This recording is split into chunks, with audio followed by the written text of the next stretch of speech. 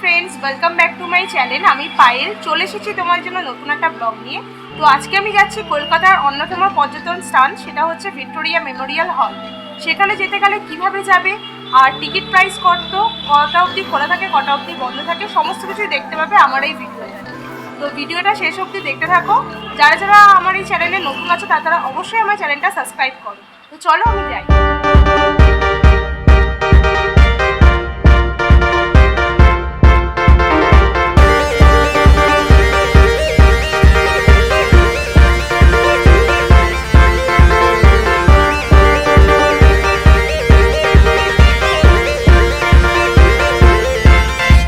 Victoria Memorial আসতে হলে nearest metro station পড়বে ময়দান।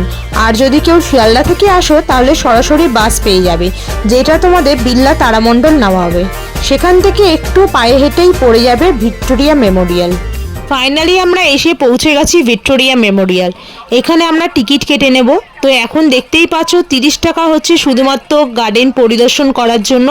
এর পাশাপাশি যদি তোমরা মিউজিয়াম দেখতে চাও তাহলে 20 টাকা এন্ট্রি আরও লাগবে, মানে টোটাল 50 টাকা। এটা শুধুমাত্র ভারতীয়দের জন্য, আর যারা বিদেশি রয়েছে তাদের জন্য 500 টাকা। আর একটা কথা দেখতেই পাচ্ছ, এখানে 3 বছরের নিচে বাচ্চার কোনো টিকিট লাগবে না। আর লাইট অ্যান্ড সাউন্ড শো শুরু হয় বিকেল 6টা থেকে।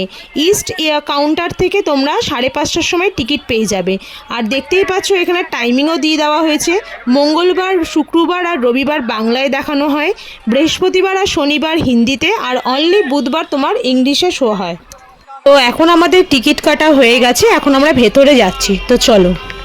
এই পাচ্ছ আমরা এখন পাথরের ওপর দিয়ে যাচ্ছি। পাথরের ওপর দিয়ে যেতে আমার বেশ ভালোই লাগছে।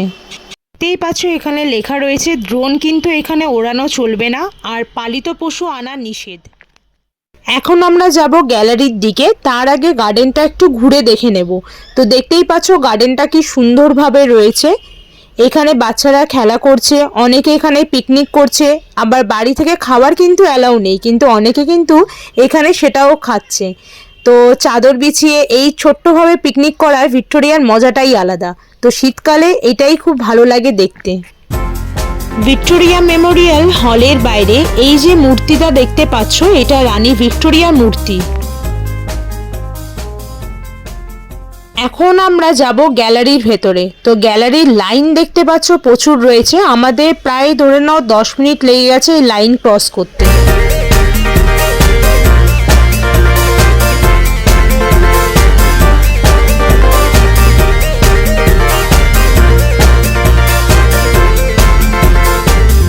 অবশেষে 10 মিনিট লাইনে দাঁড়িয়ে আমি এখন গ্যালারির ভেতরে প্রবেশ করলাম।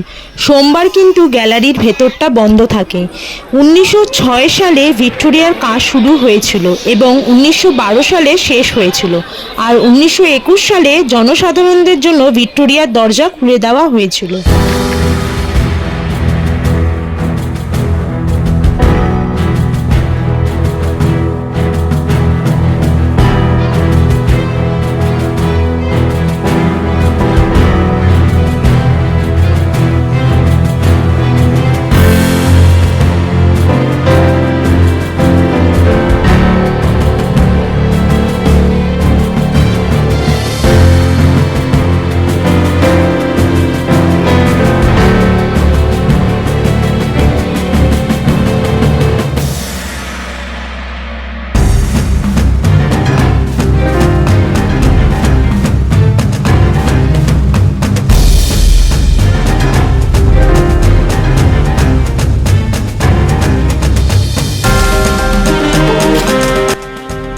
তোমরা দেখতেই পাচ্ছ তখনকার দিনে এই সমস্ত বন্দুক কিন্তু ব্যবহার করা হতো।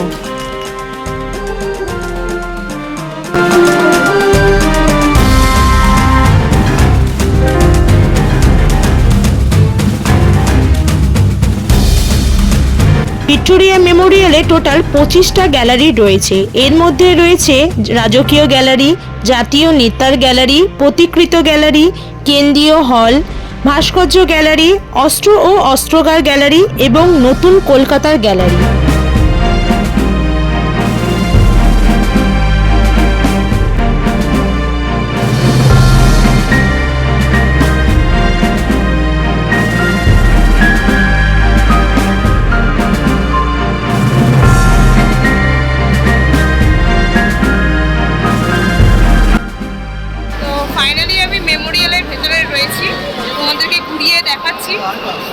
এটা হচ্ছে মহারানী ভিক্টোরিয়ার সিংহাসন।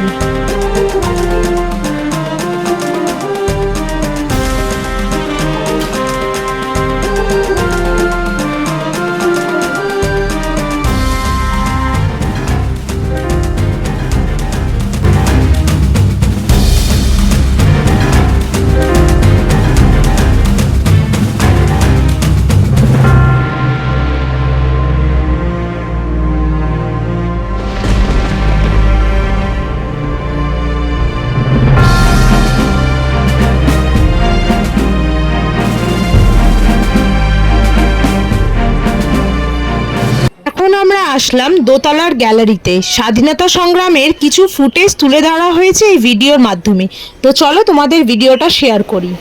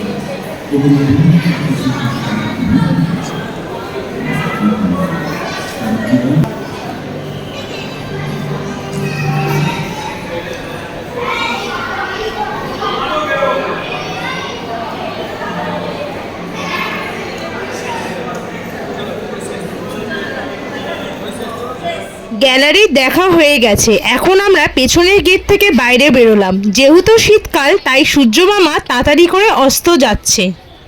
বিকেলবেলার ভিক্টোরিয়া মেমোরিয়াল দেখতে কিন্তু অপূর্ব লাগে।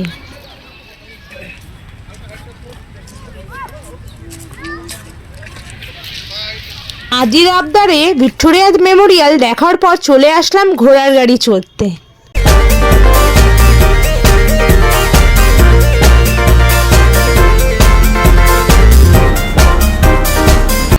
ঘোড়ার গাড়িতে উঠে গেছি। আদি, তোর কেমন লাগছে বাবা? আমার ভালো লাগছে। আমি অলমোস্ট 10 ইয়ার্স পরে, মানে 2015-তে উঠেছিলাম, 10 বছর পর উঠলাম ঘোড়ার গাড়িতে। তো খুবই ভালো লাগছে।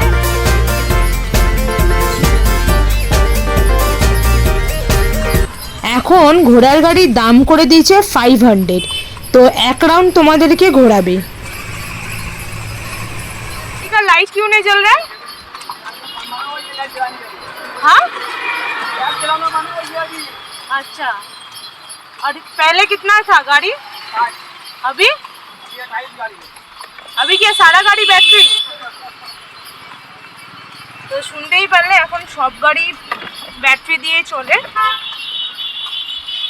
আর আগে 60টা গাড়ি ছিল, এখন অনলি 28টা গাড়ি রয়েছে ঘোড়ার গাড়ি।